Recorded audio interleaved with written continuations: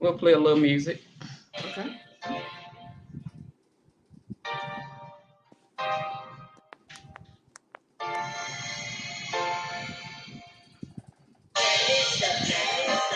What the world needs is love. Yeah.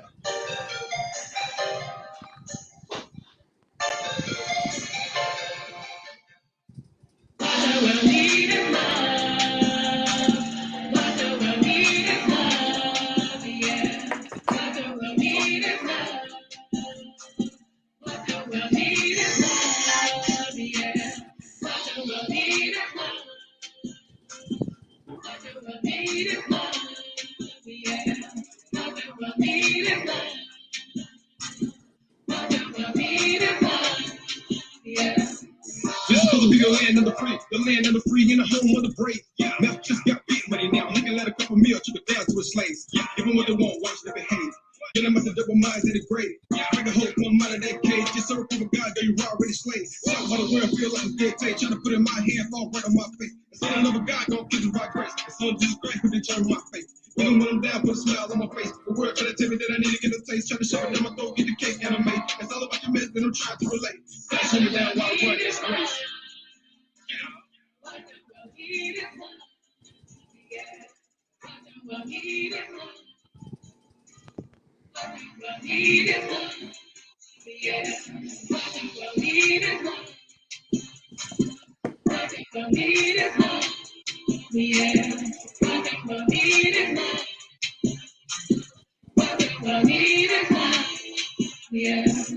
Gotta watch out for the flesh, just a mess. Wanna break a brother down to him, all used up. And this one round, then he come to the ground, make sure brother all done, all chewed up.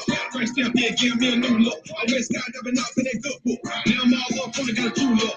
Frank showing real value in this blue book. Frank keep me in like keep me shook. I know who behind the scene, who the truth book. It ain't the boys on the block, got a crew up. This is real war, boy, this a reflex. Anyone gonna war, trying to heat up. The battle already won, no visa. I'm just in the tank with my king, with my feet up. And we all need to save a life. Hello, everyone. We're getting ready to get started here in just a minute. I'm going to tag just a couple of people, let them know that we're on. Thank you guys for hopping on. Thank you for tuning in.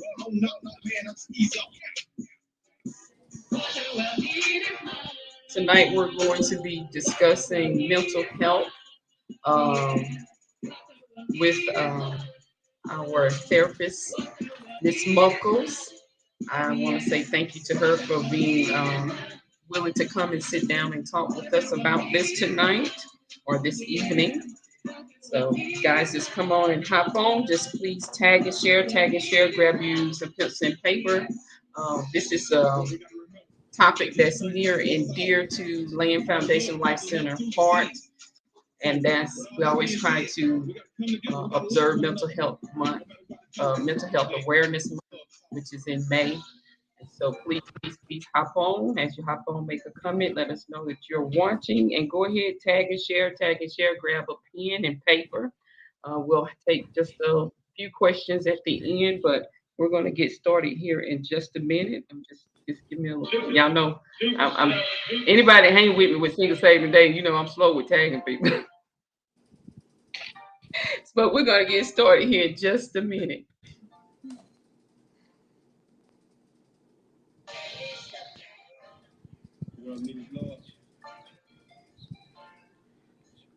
Yeah.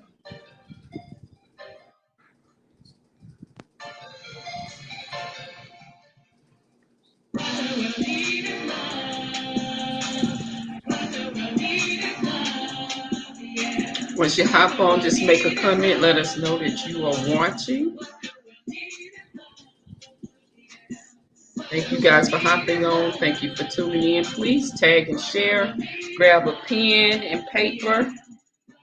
We'll have just we'll take just a couple questions here at the end. If anybody have any, anybody don't have any, that's fine too.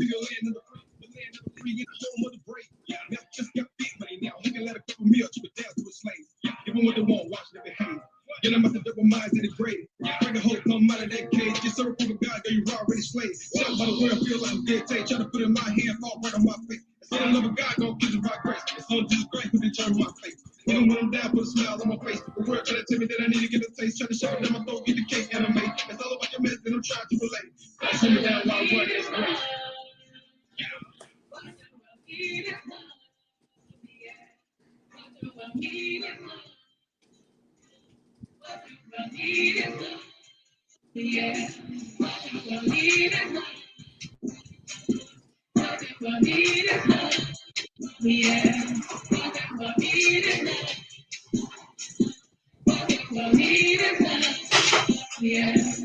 Gotta watch out for the bitches who mess when the record goes down to them all used up. Give me some ground, then it come to the ground. Come on in, guys. Once you come in, just go ahead and make a comment. Let us know that you are watching.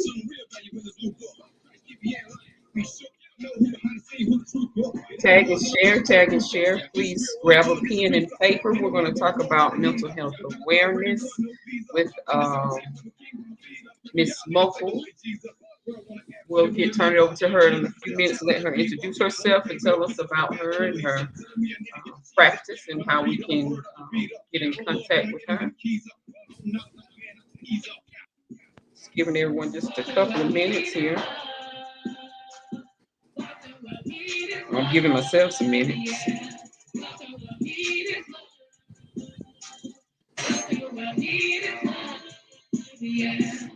Come on in, everyone.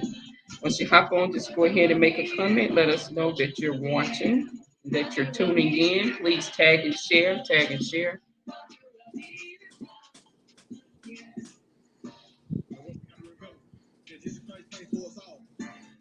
Love covers a multitude of sins. So, with all that being said, we got to come together. We got to love one another, no matter what the color. Hey, love song.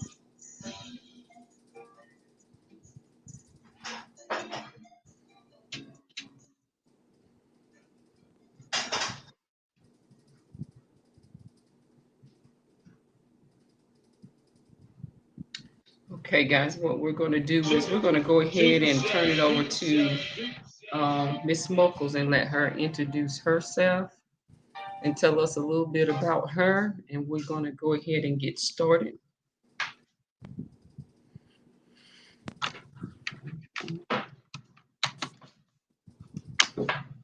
Miss Muckles, if you'd like to introduce yourself. I would love to. I would love to.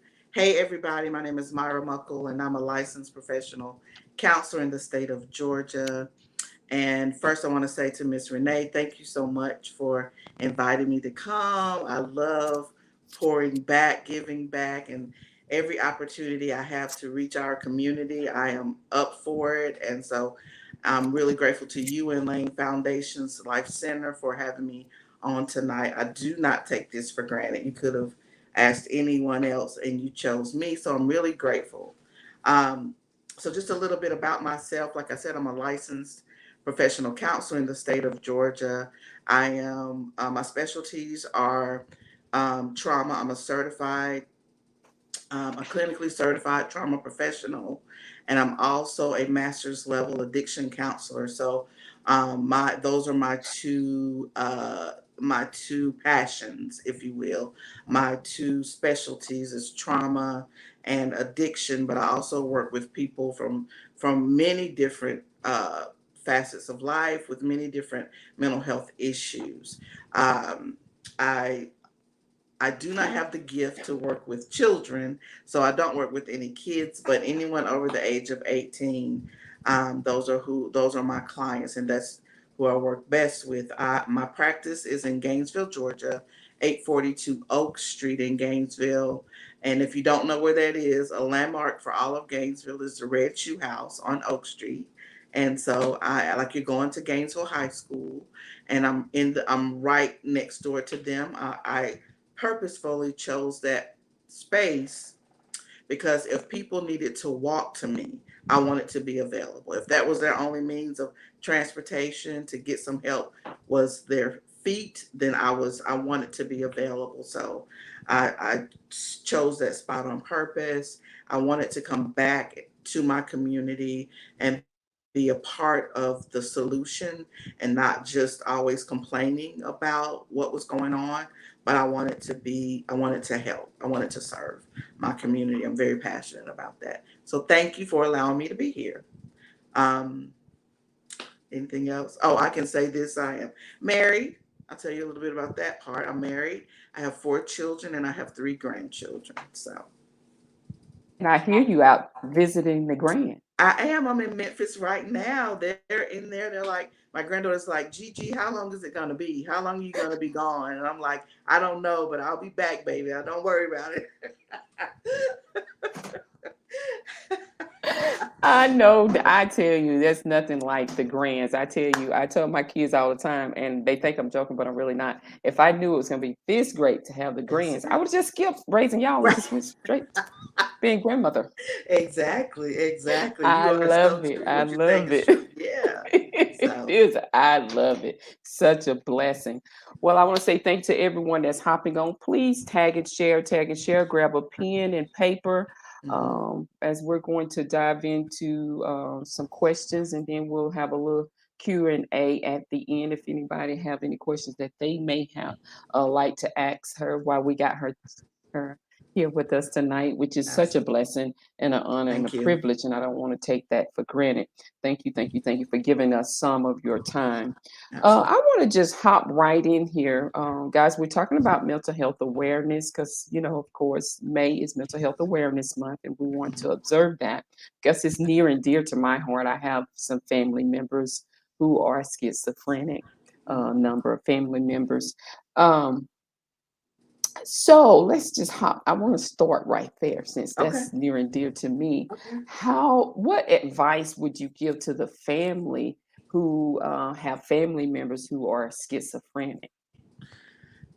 Patience and understanding, compassion, but setting strong boundaries as well. Um, I'm not a specialist on that particular mental illness, schizophrenia, but I have worked with quite a few patients with schizophrenia, and the biggest thing is holding them accountable for their behavior. We understand that um, some things they can't control, delusions, hallucinations, that kind of thing, but they can control taking their medications. They can control making their appointments. They can control um, asking for help. Okay. And that's what I would tell someone with family members with schizophrenia, holding them accountable, not enabling them, because it's easy to be overly compassionate, and feel sorry for them, and make excuses for them. Well, they can't help it. You know that you know what they're dealing with. Um, and yeah, we all do, but there's still space for holding them accountable for their actions and making them responsible for those things that are necessary to maintain their mental health. They have to take their meds, they have to go to the doctor, and they have to learn how to ask for help when they're feeling, because I know the complaint is, I don't feel like myself. That's one of the major complaints that I hear when I take my medication. I Yeah. understand that. But if you don't, what does that usually look like? And just being really straightforward with them and not babying them. And also, I would say um, helping them, if you have to, manage their medications, seeing to it that they do it on time when they're supposed to, not babysitting, just managing in some way and holding them accountable for that. That's what I would say. The biggest thing that um, I see, and I guess this is with anything, as I was thinking about it today, Hmm. is getting them to realize that they have a problem. Hmm. Because a lot of Hmm. times people who are schizophrenic don't think necessarily, to them, there's nothing wrong with them. So, Correct. I mean, I can't get them to see somebody or seek some help or take Hmm. medication Hmm. if they Hmm. don't think anything is wrong with And that is the hard part. So that's when, I hate to say it like this, but sometimes you have to let go. them. You have to, because they're adults. It's different if they are younger and they don't really have a say so. But if they're an adult, you can't force them to take medication. You can't force them to go to the doctor or anything like that. And if it's disrupting your peace or your life, sometimes you have to let them go. And I know that may seem hard, which means that they might end up homeless. They might end up on the street. But that's still a choice that they're making for themselves because you can't force them. Unless they are a threat to society in some way, you're afraid they may hurt themselves or someone else, then you can try to intervene and take them to Laurelwood or some other mental health facility in that way. But legally, you still can't hold them. Nobody can. Mm. So, unfortunately, you have to love hard, love tough, and just kind of let them go because you can't force them. And I know that's the hard part, especially if it's like your child or your parent or a sibling. I know that's hard. I would be lying if I said I didn't understand that, because I have a cousin that I love dearly to my soul. He was my best friend and ended up being schizophrenic and decided he didn't like his medication, did some really bad things, and had to deal with those consequences. And to keep your sanity, you kind of have to let go. Love them, but let go. That's a hard pill to It is. swallow. It is. It's very Because hard. yeah, because most of the people that you see that are homeless, Mm-hmm. they got mental issues, Mm-hmm. They do. and family has just. I always, maybe correct me in my thinking here. I think it's wrong to turn them loose on society. I understand that, but you can't manage them without losing. What about your life? What about the things that are important to you? You just give all that. Now, if you choose that, then that would be the course you could take. You could put yourself on the back burner and just manage them if that's what you want. I'm not saying abandon them completely. I'm not saying turn your back like you don't care, but getting so absorbed in their lives that you lose yourself. Yeah, I get Does that make sense? I hope you. that makes sense a little better. Like, I'm not saying turn your back on them. What I'm saying is it's just like a rebellious child that decides they want to go out and do whatever they want to do. You can only do so much. And sometimes you just kind of have to take your hands off and just pray for them and, that kind of thing. Not abandon them. I don't mean that. I mean saving your own life, if that makes sense. Yeah, yeah. I mean, it can get to you. Yes, ma'am. It can get to I you. mean, yeah, causing you to have depression and anxiety. You can't sleep because you're worried about where they are. Your quality of life is not what it should be because you're so wrapped up into keeping them safe and they don't want to follow the rules. If you have high blood pressure, you got to take your medication. If you have diabetes, you got to, whether you want to or not, you got to get that insulin, right? The same thing with mental illness. You have to take your medication or you have to deal with the consequences. Unfortunately, some of them are dire consequences, but yeah, I'm not saying abandon your family at all. yeah, yeah. I trust me. I understand. Okay. I have, like I said, what exactly is schizophrenia, and I mean, how do it get to that? Because like I'm looking at my family members, and it was like there was no warrant. Like we didn't get any warnings. If there was some warning signs, we totally missed them. Okay. So, like I said, I'm not an expert, so I don't want to start quoting it wrong. But basically, schizophrenia is where a person has a disruption in their mental capacity, a chemical imbalance in some way, that they have delusions and usually delusions and hallucinations. They're just out of touch with reality. And the cause of it is there are many different causes. I think some may be genetic. I think um, some can be substance induced. They get a bad drug of some sort. Yeah, It could be trauma. yeah, They have a lot of, they have PTSD, yeah, and they been through a lot of traumatic events. That escape can, be schizophrenia in some way. Mm, There are different reasons for it, mhm. but I don't actually know like the foundational cause of it. I just know there are many factors or variables involved in schizophrenia. And go ahead. What were you gonna say? Are there any symptoms? Anything that you should be looking out Yes. for, the family should be looking out for? Them being distant, them, pulling away from the family, isolating, and having delusions and hallucinations without, you know, uh, I guess a cause or whatever, them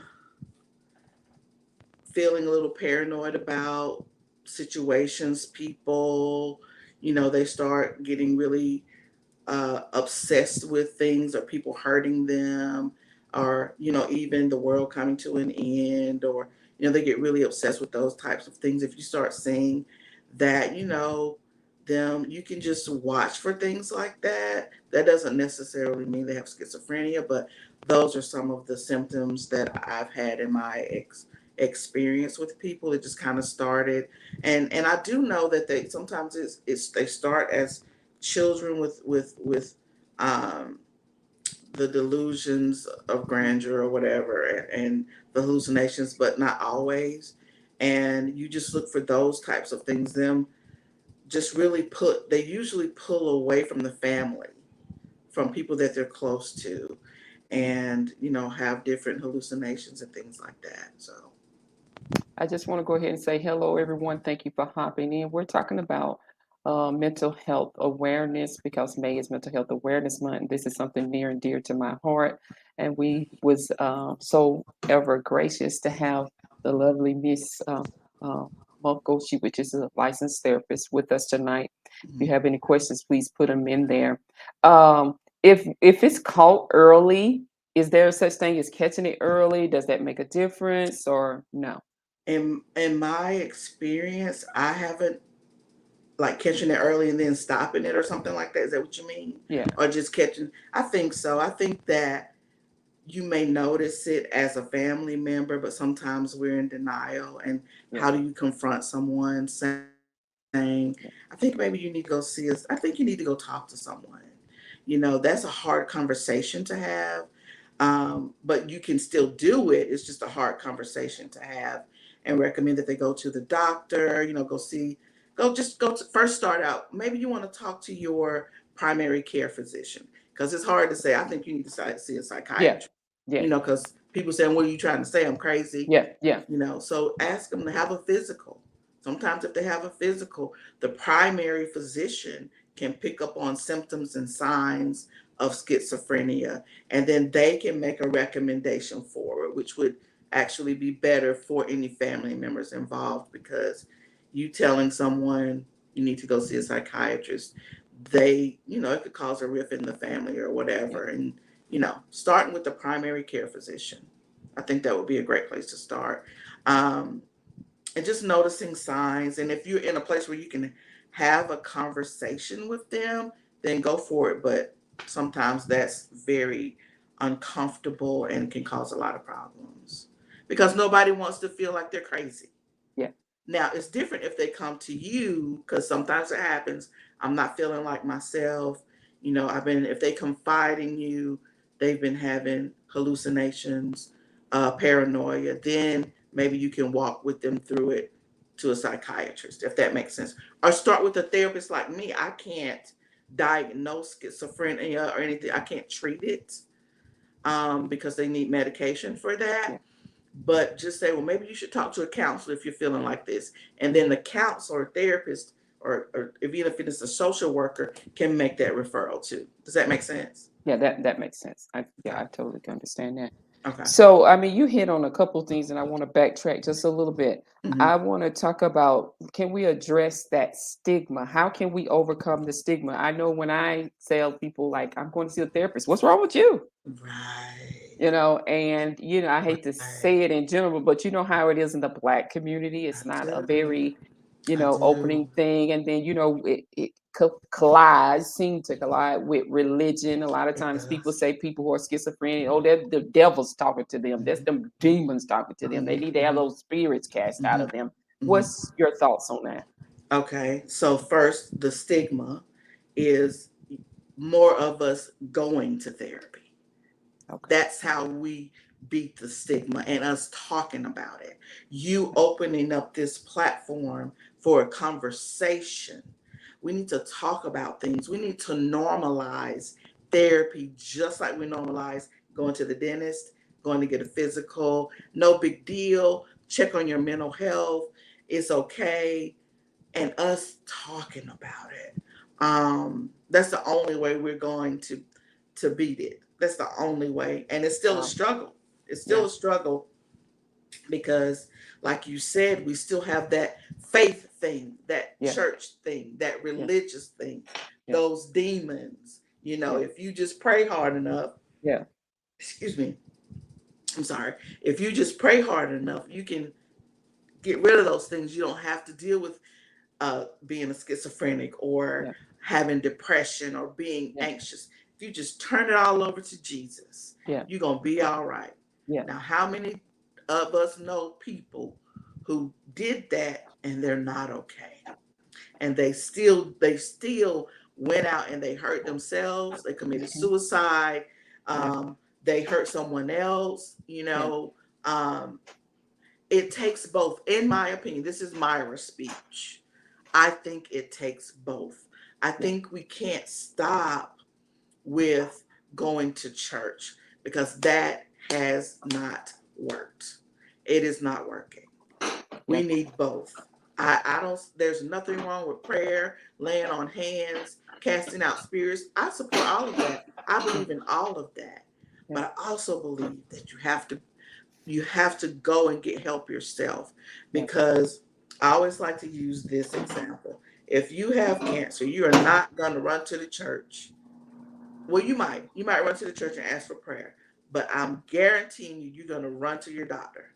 You're going to go to the oncologist. You're going to follow those instructions that they give you because you want to live. You want to live healthy and happy and a long life. Same thing with the mental health issues. There is no health without mental health. You can have a whole body. That's you true. can be in the best shape. You can have a good heart. You can have good lungs, feet, arms, legs. How many people have had, I'm just going to say, like a brain injury and they end up on a ventilator and there's nothing they can do because their mind isn't working? It's the same thing with mental health. There is no health without mental health. There's just not, in my opinion. I just don't believe that. That's true. Because once your mind, that leads me to the next thing. Somebody wanted me to ask you this. Like, once you begin to go down that path and you're dealing with schizophrenia, is there any way to reverse that? Not or is it just gone for, that's it? I've never seen that happen without a miracle, if you know what I'm saying. In my experience, I've never witnessed a reversal of schizophrenia. I'm not going to say that's 100%. I don't know. All I know is what research says and my own experience. And there's never been like a reversal in my experience. Or in the research I've studied, I've never heard of that with schizophrenia. Is it manageable? Absolutely. Can people go through life and no one ever know that they're schizophrenic? Absolutely. Really? Plenty of people do it. They take their meds, they go to the doctor, they manage it, they have great support, they have a great village. They do have bad days, but they manage that. But to say that there's a cure, I don't think so. I could be wrong, but I don't think so. Wow. Okay, somebody wanted me to ask you that, and I thought that's what it was. Now I want to backtrack. Yeah, somebody wanted me to ask you. I want to backtrack a little bit. Okay, we're talking about removing that stigma. I've seen a lot of, in my family, they call themselves casting out that spirit. And I was just a child, which was very traumatic to me. I could just imagine what it was for that person that they call themselves casting it out of. But you said that it a lot of time it's got to deal with trauma. Maybe we should go that area. Talk about trauma. What is that? How do we deal with it? How do you recognize it? How do you Okay. overcome it? Okay. Trauma is caused by an event, a person, place, or thing that has happened to a person or persons, and it has caused some type of fear or extreme fear or how do I want to say it? Extreme fear or I don't know how, I don't know what else to say, but um, it's just caused them to have a mental break where they can be withdrawn, they can be fearful, they can have nightmares and night terrors, they can lose touch with reality sometimes, they can just be they can become isolated, they can become agoraphobic, they can just be withdrawn from normal living. They're just trauma is just an effect on the brain where something really bad has happened. Well, not really bad. Something has happened and has had a negative effect on a person. So, and it's affected their social life, their mental capacity, relationships, their career. Does that make sense? So I don't have the having that textbook. So having that trauma and not dealing with it can lead to other things. Am I Definitely right or can. wrong? It Okay. can. It doesn't always like lead to like schizophrenia, but it can lead to personality disorders like borderline personality, antisocial, narcissistic personality disorder, things like that. Um, but it not necessarily, or addiction, because that's in the book too. And a lot of times addiction and trauma go hand in hand. So, um, but trauma just, and it doesn't affect everybody the same way. You and I can be in the same car accident and it not bother me, but you don't ever want to ride in a car again. Yeah. Does that, it's an extreme, if that makes sense. Yeah. Two people can live in the same house with domestic violence. One of them be okay, the other one not so much. They don't want to be in relationships. They don't know how to have relationships, or they become predators or victims themselves. Does that make sense? Yeah. Yeah. Yeah. So not everybody's affected in the same way. How can we overcome this? Because even now I have a lot of people kind of come at me and say, I hear you talk about therapists a lot. You talk about going to a therapist. I don't know. And I mean, in the Christian world, they really don't believe in going to see, they call that seeking the counsel of the ungodly. I mean, how can we deal with this? Oh Like, we're only wow. supposed to seek the counsel of the godly. Why would you go get advice from the world and different things like that? I just say, why do you go to the doctor if you're only supposed to seek the counsel of the godly? Why are you even bothering going to get a physical or going to the dentist if you have a toothache? Going to get glasses. Why are you doing that? Why are you Wow. going to see an eye doctor? Um, why are you even going to the hospital when you have a baby if you're only supposed to seek the counsel of the godly? Come on. I think sometimes we discount that God has given us all different anointings, right? For times like this, you need a doctor, you need an obstetrician to have a baby, you need a eye doctor to get glasses, you need an oncologist if you have cancer, you need a dentist if you have a toothache. We all have the gifts are in the Bible, right? There are Yeah. different giftings, Yeah. and why not? Um, and what if I'm a Christian counselor? Does that mean I'm ungodly? Like I can't be both of those things. I can't Yeah. use the word in my practice and apply it to your depression. I Yeah. can't. That's not. No, I don't know. I get it, but I don't agree with it. Can I say that? I Yes, you get could it. say. I get why people say that. And it's just so many, we're losing so many people. Yeah. Um, because of things like that, because of Yeah. the beliefs like that. And it's a core belief for a lot of people. And Yeah. I'm not discounting that if that's what they choose for themselves, that's them. But too many people are getting hurt. These young people Yeah. are just giving up on life and Mm-hmm. taking their own Yeah. lives because they don't feel like, because if they go to the church, they might get judged for how they're Yeah. living, Yeah. right? So and because they were brought up in the church, they can't go see a counselor. So Yeah. what are they supposed to do? They just gonna end it. And we're Yeah. losing too many people. Too many people are getting hurt by keeping secrets, Mm-hmm. causing more and more trauma from generation to Mm-hmm. generation. And it doesn't have to be that way. That's so very good and Yeah. so very true. Yeah. That's why I'm glad. Thank you for hopping on to this is so good.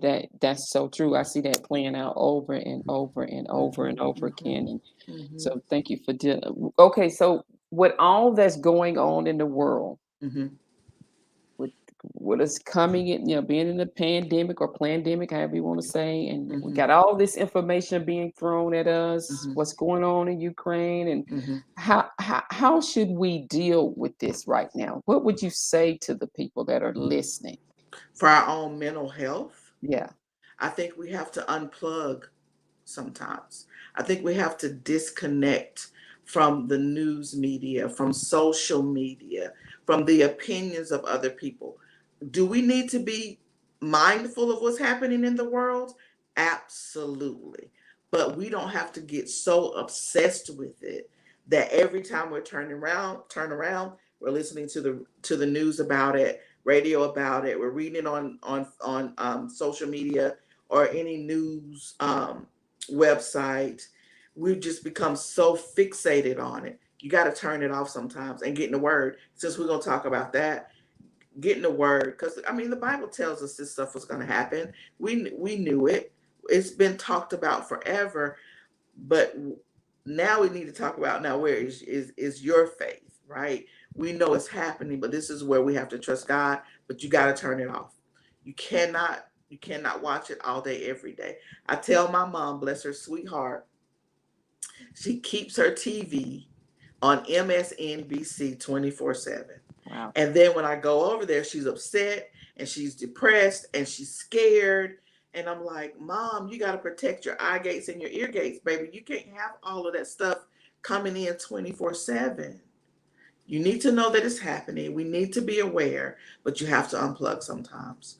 And you and social media, it has its good things like this. We're getting it out there. We're talking to the people, but you can become obsessed Yeah. with it, which is Mm-hmm. not good for you. Mm-hmm.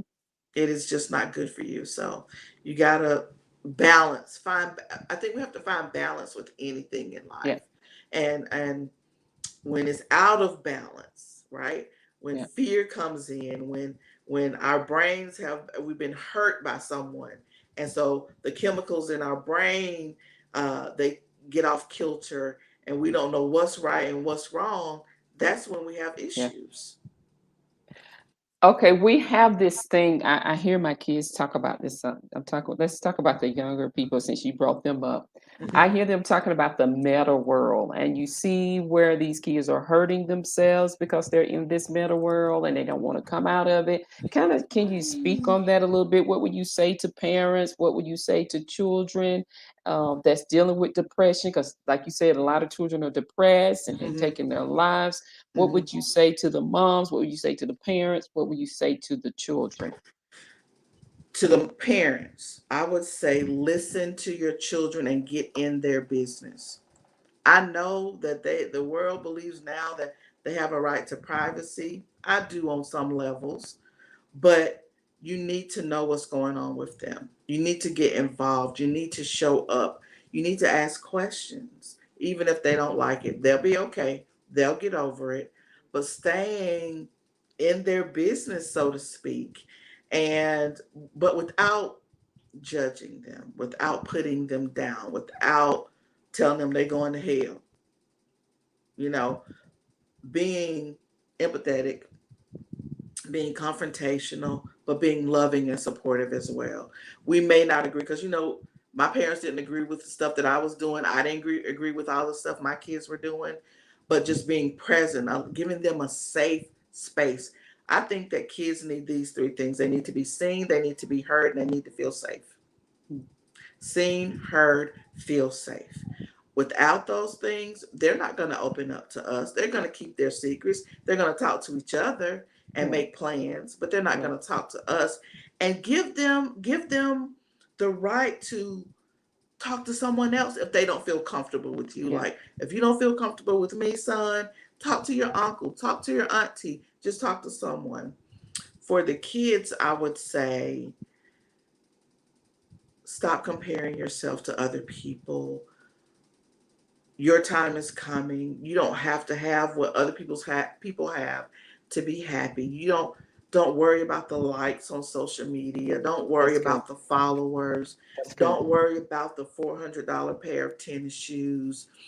And if you are dealing with something, if something has happened to you, if you've been hurt in any way, if you feel afraid, find someone to talk to. If it's a teacher, a coach, a pastor, um, your best friend's mom. Sometimes kids can talk to their friends' moms or parents better. They can talk to their own. Just find someone that you feel safe with. Because if they don't feel safe, they're not going to tell us. They feel That's safer with their 15-year-old friends than they do their own parents. And that's just not good because a 15-year-old, what is the 15-year-old going to tell yeah. another 15? What kind of advice is that? Yeah. So that's what I would say. And if you're having thoughts of suicide, hurting yourself, if you're depressed, go to your school counselor. That's what they're there for. To talk to, go to your football coach or go to a teacher, go to someone that you can talk to. And just because you say you're feeling a certain way doesn't mean, because the thing is, they don't want to get institutionalized. Well, that doesn't Yeah. always mean that. That just means that you're having some thoughts. It doesn't mean that you're planning anything. I think that's where kids get scared, Yes. because even some of my clients, when they're really depressed and they're having suicidal ideations, which are just thoughts of not wanting to be here anymore, Hmm. but no plan, they don't tell me. Yeah. They won't tell me because they think I'm going to have them locked up, Yeah. because I'm required to report those things. Hmm. But we talk about, if you got a plan, you say, okay, Myra, when I get home, I'm going to get my gun and I'm going to do what I need to do. I will definitely have to do something about that. But if you're just depressed and you're like, life would be so much easier, maybe if I wasn't here, that kind of thing, we talk about it and we walk through it. So just talking, we got to be available. And if parents, if you see it with somebody else's child, have a conversation with them and then maybe have a conversation with their parent. I know that's not easy because people get defensive about their Hmm. children. I know. Um, but I think we have responsibility. Better to say something and them be mad than to not say something and that sweet baby is not with us anymore. That's just how I see it. They'll be mad, but they'll get over it if it'll save a life. We have to take a chance these days. We get scared. Yeah. I hope this is all making sense, but that's what I think we need to do. We need our villages back. How about that? Yeah. Yeah. I agree. We I need our agree. villages. So Because that's the reason why a lot of people won't go to a therapist too. Because they'll be like, "You trying to help?" I know my family member. You trying to have me locked up? You trying to have me put away? No, we're not right. trying to have you locked up. We're not trying to have you put away. We're trying to go get. Well, I don't want that medicine. That medicine make me like a Hmm. zombie, or Yeah. and all these different types of things. What would you Hmm. say to that? I agree that it probably does make them feel like a zombie at first, but if they take it over time, their bodies will adjust and they'll feel better. It just takes time to, because your balance is already out. Your chemical imbalance in your brain is already off a little bit. So what that's become normal for you. You Hmm. just adjusted to that, even Wow, though you're I didn't think of that. struggling. Mm. But once you get the medication you need, um, it will feel funny at first, but then you'll adjust to it. And I'm speaking from my own experience. I don't mind telling anyone, I had a period in my life when I was very depressed. And I was a person who did not believe in medication. Mm. I did not believe in it. I was one that said you can just work it out, you can pray about it and be, but it was dark, Renee. Mm. It was dark in my life. And I knew being a therapist, I had to ask for help. I could no longer do that. I could no longer live like that. And so I went to my primary physician because I didn't have a psychiatrist. She put me on antidepressants, and it did feel funny. Mm-hmm. It felt really weird. I felt weird because I had been depressed for so long. Mm-hmm. It was a time in my life where my mother had cancer, my brother had cancer, my husband was ill, physically ill, and then my daughter got married, so I was empty nesting. Oh, wow. I was just like, I, mm-mm. And I wanted to be better because you know what motivated me to do it, and I'm being really honest with you. I didn't want to embarrass my daughter at her wedding by being a Oh, basket wow. case Wow. because I know better. Mm-hmm. And so my doctor gave me some medication. It took about 2 weeks. I did feel funny, but after about 2 weeks, my life changed. The Mm. lights came on. Wow. The lights came on. And so I changed my perspective. Um, I knew that it happened for a reason so that I could tell people. And that's another way we're going to break the stigma is Mm-hmm. telling our story. Mm. Okay. If more of us told our story and people see how we are and how far we've come, I Mm-hmm. think that would definitely beat the stigma as well. But we don't talk about it. No. We don't want to tell anybody our story. Yeah. And our story could save someone's life. Mm. So, That's good. That is so good. What are some symptoms of depression? let's see. Not being motivated, being very unmotivated to do anything, being antisocial, crying a lot, just feeling really overwhelmed with life, um, being angry a lot. People don't know that, Mm. but anger, unsolicited anger, Mm-hmm. um, not wanting to really socialize with anyone, isolation, Mm. because Yeah. no better place, as the Bible would say, for the devil to work is to than to isolate you. You know, in the Mm-hmm. Bible, that's how the devil got to a lot of people. Even Eve, he had her isolated so Yeah. he could talk to her. You Yeah. know, isolating yourself. You seeing someone who's just withdrawn, Mm. and my daughter told me when she noticed me, she said it's my bonus child, so she calls me Miss Myra, right? She said, Miss Myra, all you would do, you would come home from work, you would go in your room, and you would sit in the dark and cry. Wow. My kids saw that. So those are some of the symptoms you need to look for. Oh, wow. Mm-hmm. Wow. Wow. Wow. Okay. Mm-hmm. Um, Now we talked about depression. What about I have a lot of people I know that's dealing with their bipolar. Mm-hmm. Um, exactly what is that and what are those symptoms? So that we can kind of recognize that. And can somebody recover from that or no, this is a lifelong thing? I, honestly, okay, so let me start with some of the symptoms of bipolar disorder. Just being, these are extremes. Mm-hmm. Bipolar means two sides, right? Mm-hmm. You're extremely happy, you're going to conquer the world, honey. You're going to save everybody. You're going to be a millionaire. You're going to marry Beyonce. You go kind of to that extreme. Mm-hmm. Or you're extremely depressed. You have thoughts of suicide a lot. And, life is just gonna end. It's the extremes, happiness and sadness, just but on extreme levels. Um, my understanding that bipolar disorder starts like between like 19 and 23. That Mm. is where it kind of starts. You can kind of see it. Now there are always exceptions. Sometimes it starts younger, sometimes it can start older, but usually about 19 to 23.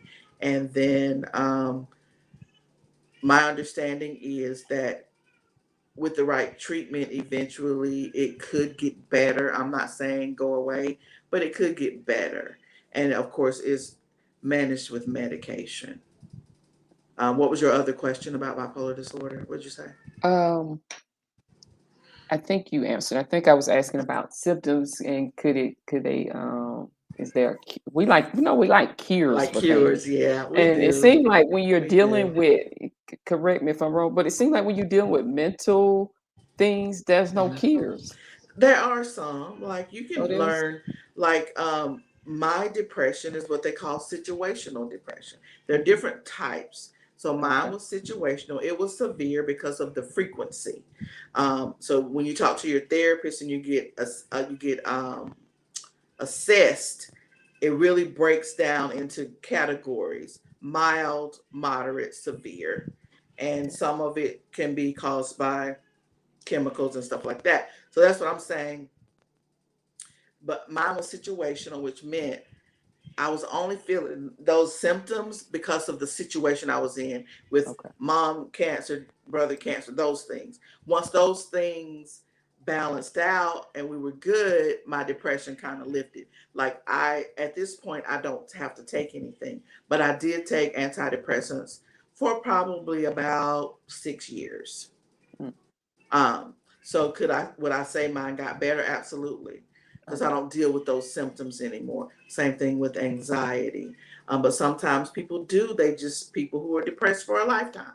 So it just Mm, depends on the person. Um, the cure for some things, I think, you can, like, phobias are just anxiety disorders, and with the mhm. right treatment, you can be cured of a phobia.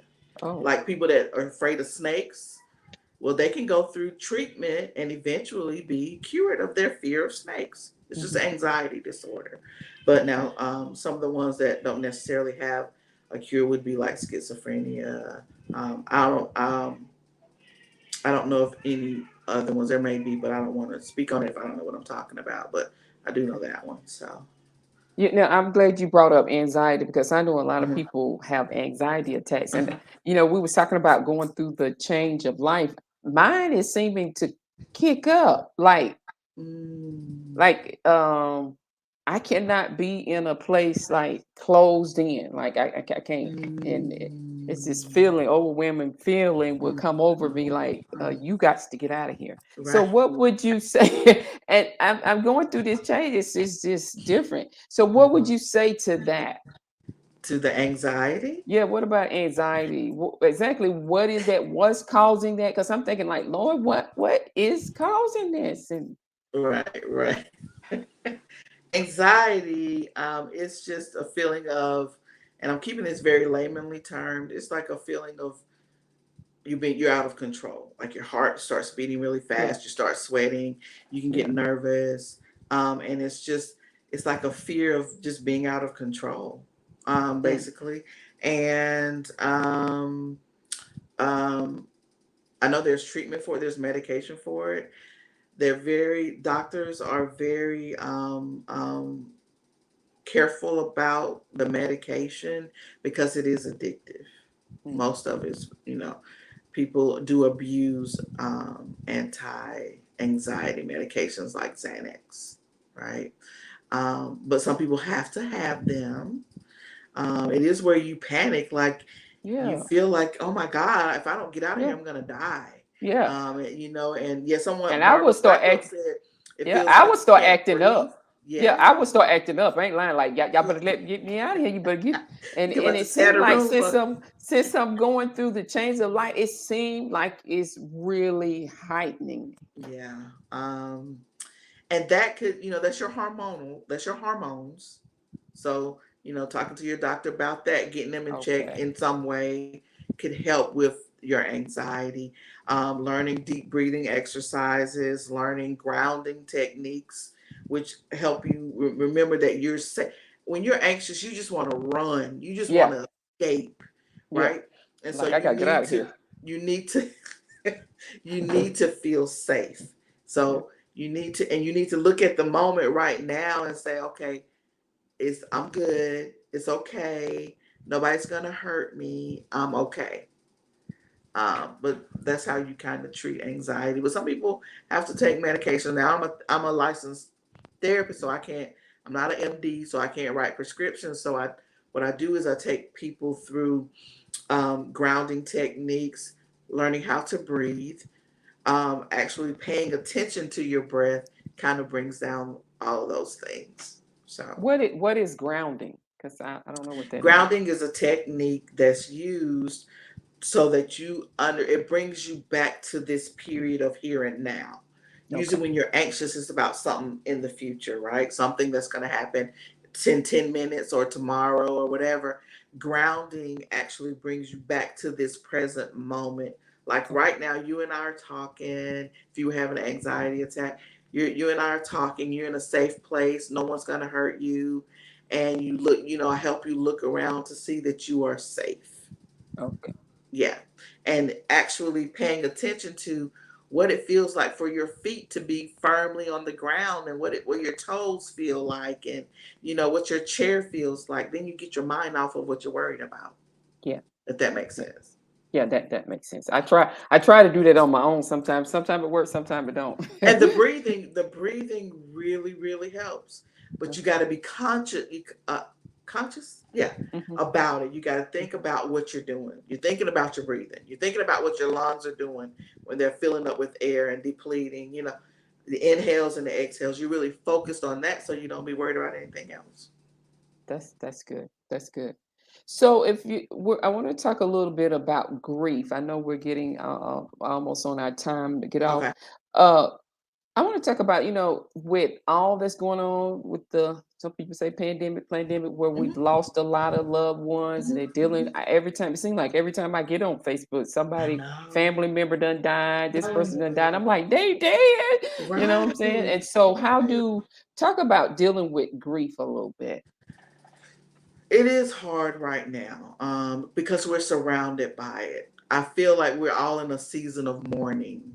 Yeah. And the one thing we got to first do is acknowledge that we're grieving and recognize that there are stages of grief and recognize that you're going to probably go through those stages of grief. Grief is inevitable. We don't like it. It's uncomfortable. It doesn't feel good. Yeah. But it's inevitable for all of us. Everyone will experience it in some way, but it just seems like it's coming at us from all different directions right now, and it's talking about it. Allowing yourself to grieve.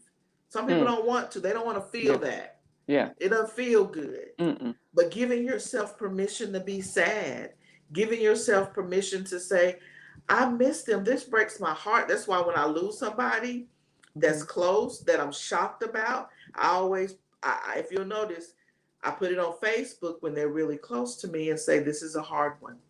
Because it is. Oh, wow. I like to, you just got to speak about it. We hold so much in that we hurt ourselves. Our bodies aren't equipped to hold all of that. They're just not made that way. That's why in the Bible it says, cast all your cares on him, on me, because I care for you. God cares about that. So give it to him.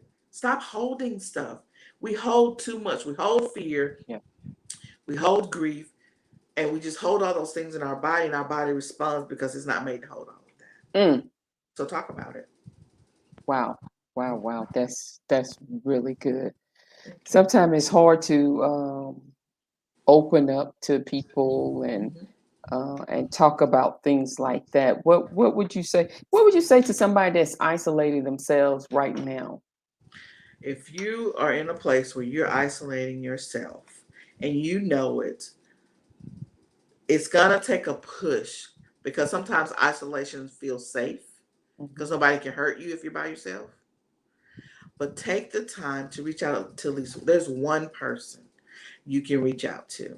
And if it's just a call line, like because I don't know this number by heart, but I posted it today. There's a crisis line.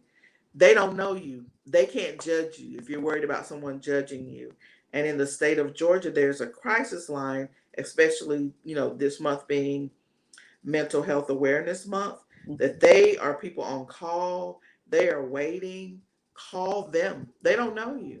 They can't judge you, but they can listen. I think we need somebody to hear us. And so we don't feel silly. We don't feel like we're being ridiculous or overly sensitive or emotional. Yeah. Because I know that we weren't all raised to show our emotions. Yes. But you can call this line. It's the Georgia Crisis and Access line, 1-800-715-4225. Someone is there waiting to listen. Call a prayer line. Their prayer Mm. lines open all the time. Wow. Call Okay. somebody. So you saying you need to open up and You talk to need to open up. somebody. You do. Absolutely. Oh Get man, that honest. is real good. That's real good. Let's we're I know we're getting on our time. I'm trying to be Okay. mindful of the time. Okay. Let's talk about addictions and we'll end on that note. Okay. Um I mean there's all kind of drug addictions, gambling, Mm-hmm. alcohol, Mm-hmm. cigarettes. What would you say to someone who's dealing with an addiction? First thing is acknowledging that you have a problem, period. You have to own it. You have to look at yourself and get honest with yourself because no one else can do it for you.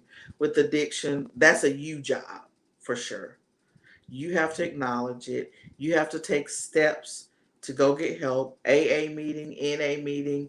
They have cocaine anonymous. They have overeaters anonymous. They have gam and now since the pandemic, everything is online. Yeah. You can if you're worried about somebody seeing you or knowing you, you can be anywhere in the country and nobody has to know you. Um, but acknowledging it and taking the steps to change before it leads to destruction. That's Mm. what I would say for anyone. And, there are therapists out there like me that deal with it specifically, but you may need to go to a hospital first. If you Wow. have an addiction to, like some things you can't just stop on your own because it's not healthy for you. Like you could Okay. die, if that makes Oh, sense. yeah. Yeah, you could like benzodiazepines and alcohol. Hmm. Like you need a little help. You may need a little medical management to Hmm. help you with that. Do I believe that God can deliver you from all of that? Absolutely, I do. I'm not saying this, but for the majority, Yeah. go get some help. Ask for help. And if you're afraid, get someone that you trust to go with you Hmm. because people are AA and NA is an open door. And now that it's virtual, you can go anytime in the middle of the night or early in the morning or whatever. All of them are out there. Mm. And all you have to do is Google AA. And the first thing that's probably going to come up is Alcoholics Anonymous. And they're going to lead you to the right place.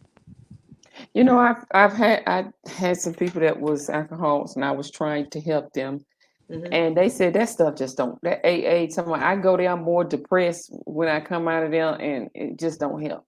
I get that. I've heard that too. And I believe that is the truth for some people.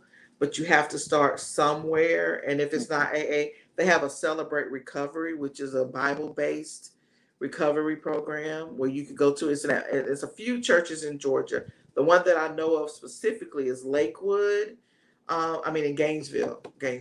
Lakewood Baptist Church, they have one, but you can Google that and you don't have to go to AA. There's several different outlets for recovery.